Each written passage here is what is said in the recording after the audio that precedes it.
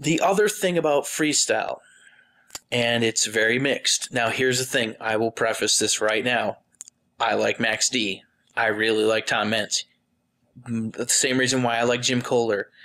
They know where the throttle is. You know, it's none of these stupid racing types that are coming out and have a plan to do freestyle, and then when they get off their plan, you can spot them a mile away wandering around the track trying to get back in sync to their master plan. No, you hit what's in front of you at full throttle, and that's how freestyle is supposed to be done. At the end of the track, you turn around, you do it again. It's that simple. You don't need to get super retardedly technical with it. It just, I don't understand some of those types that just engineer their runs, and they're never that good anyways. Can't imagine why. So just understand, I like Max D. Max D won the Freestyle Championship. Now, normally, and especially for his 10th anniversary, the Decade of Destruction, that normally wouldn't upset me in the least. I'd be thrilled with that. But here's the problem, and I'm going to be really interested to see how they spin this on Speed TV when they show it, and also the DVD, because the judging always been suspect, especially when it was back in the day when it was the fans. The fans always went for their favorites, and that's kind of, you know, not a good idea. I understand it was cool to see the fans could do that, but understandably so. But with these professional judges, sometimes, like I said, same way with some of those officials and that RII button, they shut people down when they're not supposed, you know, just there's no reason for it. And I understand there's a difference between safety and just shutting somebody down to cut them early. And it's plainly obvious. With the judging, though, it's always been, sometimes, some days, it's always been, you know, they're slightly better at it than others. Sometimes it's more fair. Sometimes it's obvious that they're biased. And I'll be interested to see how it is on TV, but they were definitely biased here at the World Finals for 2013. It was unjust. Pablo Huffaker got robbed. It is just that simple. Anybody who says there's, like, I just heard, went online and looked up, and a lot of people are saying, well, Max D had a nice run throughout. He really didn't. It's not a normal Tom Meents full pull, full throttle, crazy air, crazy saves. He came out, he hit a couple jumps, he got some good air. He got one really good air off the center going the opposite direction. Didn't do his normal thing where he goes full throttle and gasses it over the front side into the state, Didn't do that. He just back and forth a couple of times, some good solid air. Didn't really keep it as full throttle, and I think the reason for that was because he knew about he was watching, and he knew the dirt was suspect, and the course itself was a little suspect. So, like Charlie Pauken, if you go too crazy, too hard, too fast, then like Charlie was going, he was going for it, and it'll pitch you, and you'll roll over just like that. He got one good save in, that was really awesome, and then other than that, he was just back and nothing really spectacular that screamed Max D. Come around to the end of his time, he filled the 90 seconds. He goes around to the back right corner, starts going over the jumps, goes over one of those islands, and then comes up sideways and kind of lands, and then pops his tire and whips him upright, and then he just goes into one of the containers that was pretty much right in front of me, and tries to do backflip, comes up, and then lands on his lid right there. I looked it up. I remember this myself. I remember thinking at the time, I said, okay, that was really good, but I don't think it's enough to beat Pablo in Blue Thunder, who had a 30 at the time. And then all of a sudden the scores start popping up with, 8s, 8, 8, 7, 8, 8, and it's like, what? And he gets a 31 for his basic time, and he gets 3 whole bonus points. 3 bonus points was the most that was awarded all night long. And, I got to say that was some serious BS. He got a 34. His run was not as good as Pablo's.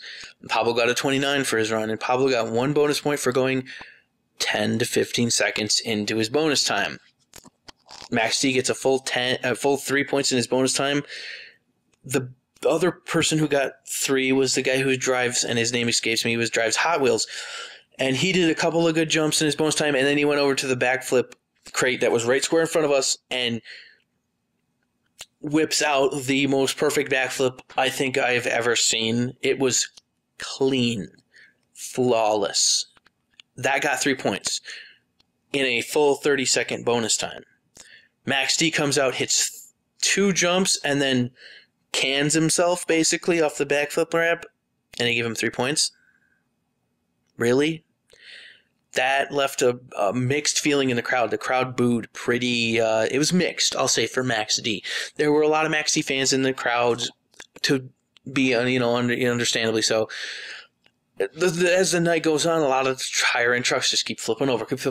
And then it was later on, almost towards the end, Lindsey Wink in the Lucas Oil Crusader comes out, and he does this a really solid run, and he goes for a full 90, and he does a full bonus time, and it was really good stuff, and he kept going, and they shut him off just as he gets to the backflip ramp.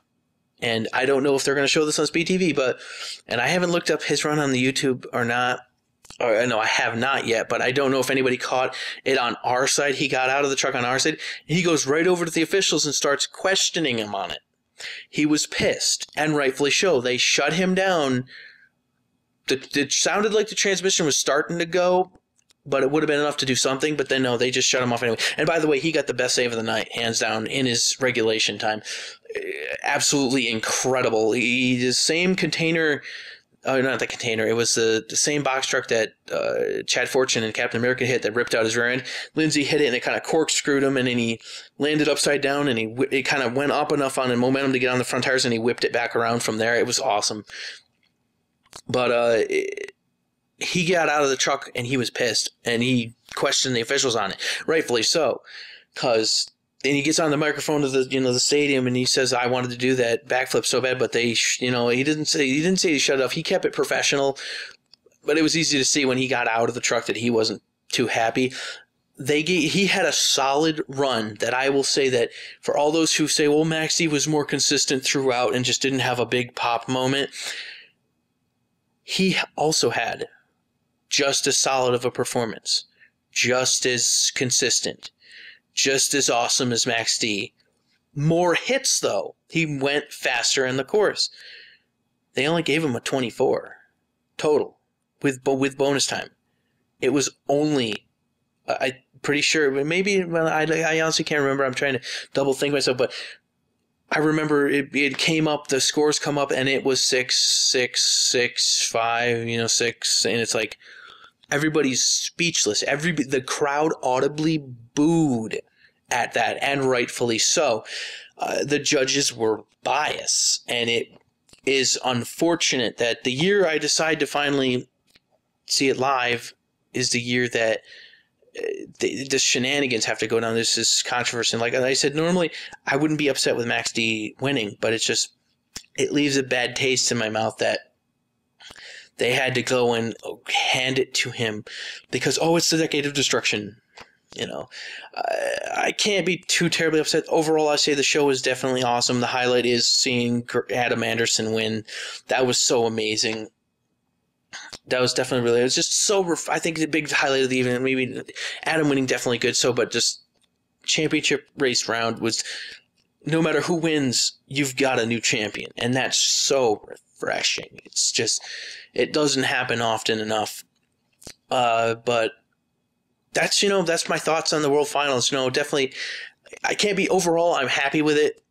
Definitely a down year for freestyle. It's just not that good. And I think a lot of that, like I said, between the track layout and the dirt they use with all the freaking chemicals, it's just so stupid. But next year, 3 days, it's going to be awesome. I'm probably most likely going to try as hard as I can to come back to see that as well.